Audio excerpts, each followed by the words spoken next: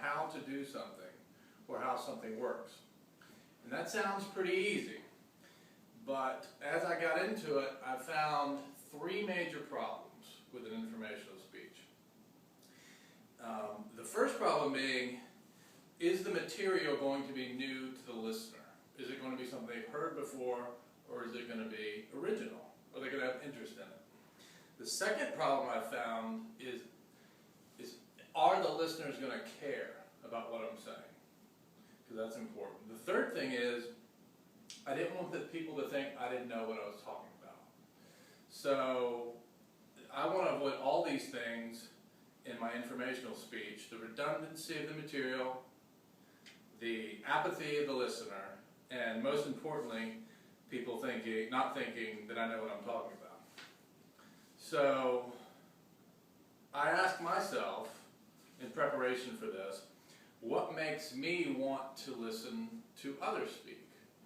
What makes a speaker interesting to me? So I thought about what they all have in common, and I came up with the fact that most speakers are experts in a certain field, and which means they have comprehensive knowledge or authoritative knowledge in a certain area.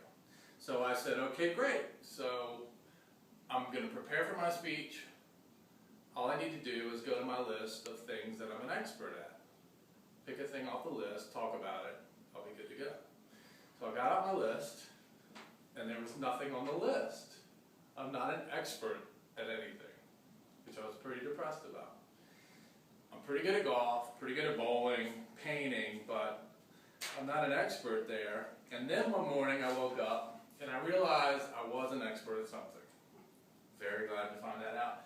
And what it is I'm an expert at driving from Jacksonville, Florida to Barnwell, South Carolina. It's very unique, but I've done it so many times, I consider myself an expert at it. Now, Barnwell is 236 miles from Jacksonville. Round trip is about 472 miles. I figure I make the trip about 24 times a year. So, if you do the math on that, it's driven about 11,328 miles per year. Excuse me. Now, I average one speeding ticket every 2 years up there. And crunch the numbers on that, over 12 years, that's about $900 in speeding tickets. So you got to be careful. A lot of speed traps between Jacksonville, Florida and Barnwell, South Carolina. Over the past 12 years, I figure I've driven about 135,000 miles. In gas, that's going to come to about $18,000 if we figure the rate at 20 miles per gallon and an average of $2.75 per gallon of gas. Bathroom breaks are real important on the way, so we went ahead and did crunch some numbers on that.